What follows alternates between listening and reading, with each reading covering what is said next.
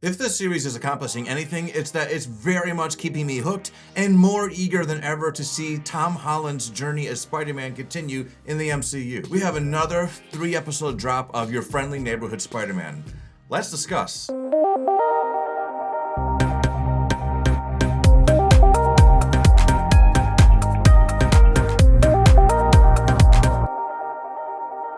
Alright, let's dive into the obvious big event of episode 6, the appearance of Charlie Cox's Daredevil. And if you are a fan of the Netflix series, which by the way is where this character first debuted, well then you probably heard a very familiar musical theme playing. I don't know how you guys felt, but I really geeked out as soon as I heard that theme playing. Jumping over to Lonnie really quick, he is continuing his journey towards becoming the villain that we all know. He is now being addressed by the members of the 110 gang as Tombstone, and he doesn't seem to be minding the nickname. And it is a bummer. I really enjoyed his character as the good guy. I was really feeling a connection to his character. But I will say that I do think his progression towards being a villain is being handled in a way that feels pretty organic, and I am very much still invested. We continue to see glimpses of familiar characters in this episode. Thaddeus Ross shows up at a party that Osborn is attending, and the two of them discuss how Captain America is still MIA and not going along with the Sokovia Accords.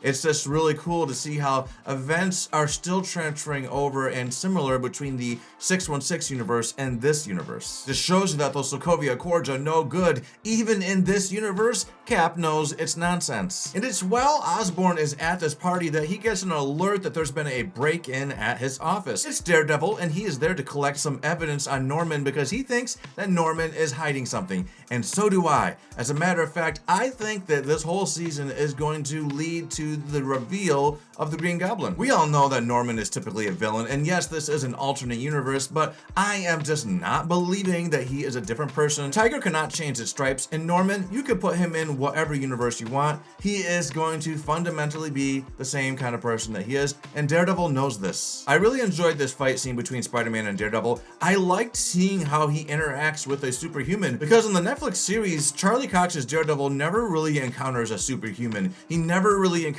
anybody that has superhuman strength or any kind of special powers. Sure, there's Bullseye, and Bullseye is very much a high challenge. I mean, he has moves that seem pretty supernatural. It is kind of weird that he can just hit whatever he wants from whatever distance, and he can't miss. That is essential, but he hasn't straight up encountered a superhuman until now. I'm hoping we continue to see more of this fighting style with Daredevil in the upcoming live-action series that's debuting in March, by the way. I want to see more batons. I want more batons. After this little fight on the roof, Norman confides into Peter that he believes an old employee named Otto Octavius is the one who has been providing street criminals with their weapons. Insomniac Spider-Man 1 PS4 vibes, anybody? I liked seeing that there is a history between Norman Osborn and Otto Octavius, just like there was in that game. I'm assuming that's supposed to be transferred over from the comics. I won't say I've read them all.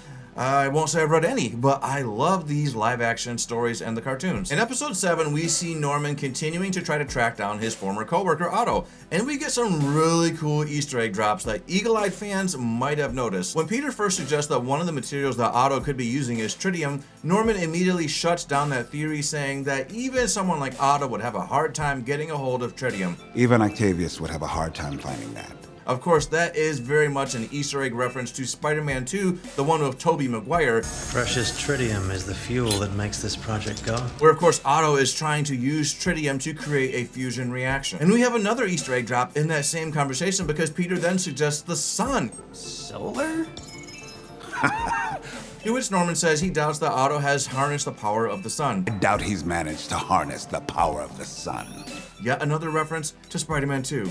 The power of the sun in the palm of my hand. I was geeking out. I had a smile on my face. I was like, oh my god, that's from that movie. Who spotted Dylan from Severance during the street race scene? It was a really fun scene, and it's been nice to see Nico and Harry bonding after the whole big reveal in episode 6, where she finds out that Peter is Spider-Man. She's understandably feeling very hurt about this secret being kept from her, because this is someone that she considered to be her best friend, and now she's thinking, okay, this new guy who just became friends with Peter knows and I didn't? That's some bullshit. So there certainly is clearly a case of jealousy going on here, but I am looking forward to seeing more of this friendship between Nico and Harry evolving. And was there a little bit of romantic chemistry going on between these two? And finally, the big event of episode 7 is this fight with Scorpion. This was a huge deal. Peter got his ass kicked, and I don't know about you, but I was half expecting Norman to show up in the Green Goblin attire to save the day. We didn't have any Green Goblin in sight, but we did have a glider. I'm telling you, this season is leading to the emergence of the Green Goblin. And finally, jumping over to episode 8, Peter is struggling with that ass beating he took at the hands of Scorpion. He's literally seeing this man punching and pummeling him whenever he closes his eyes.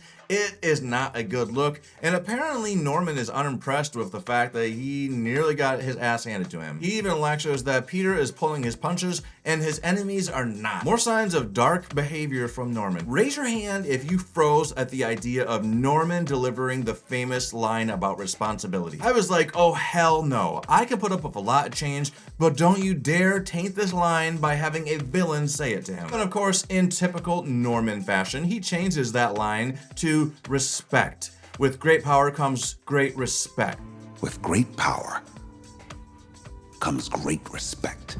It makes sense for a narcissist and someone that we all know is a bad guy. I need this version of Otto Octavius in the MCU, and I need him now. Disney, give it to me. This scene was awesome. He doesn't have the arms attached to his body yet, but he has them, and this was a very stellar scene. It showed that this man, he has a plan. He was well expecting someone to show up and knock on his door someday. I loved his confident swagger, his dance, as the SWAT team was getting taken out by his famous tentacle arms. And just when it seems like he is going to win the day, a bigger gun shows up in the form of Iron Man. I wasn't necessarily surprised to see Iron Man show up since we know that this is a universe very much like the MCU, but it was kind of fun seeing, and also seeing that he was there at the beck and call of Thaddeus Ross. He's kind of like an employee now. This show is continuing to exceed my expectations and making me more and more excited for more Tom Holland movies. Seeing how they are using these characters, bringing them into the story without a need to explain everyone's origin,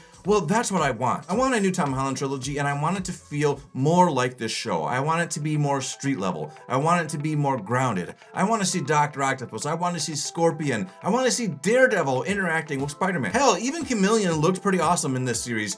Far better than he looked in that horrible Kraven movie. It is kind of funny that they are using him for that terrible rendition of him. It's a good time to try to recover his character. We got something special going on, Disney. These episodes are awesome. Now, just guide Sony into doing the right thing. Show us more stuff like this. Give us these characters, and don't feel the need to over-introduce everybody. We know some of these characters already. We know their stories. We don't need to hear more of that backstory. Give us the show feeling just like this. Give me an MCU Green Goblin and Dr. Octopus, and I will be a happy camper. What are you guys thinking? Did you guys like these new 3 episodes? Was it awesome to see Charlie Cox as Daredevil? And who's getting super excited for the new season to be dropping? I am for sure. Your thoughts on the show in the comments, and if you like this video, please hit the like button. And if you want to hear more of these kind of recaps or movie reviews, subscribe to this channel. Later.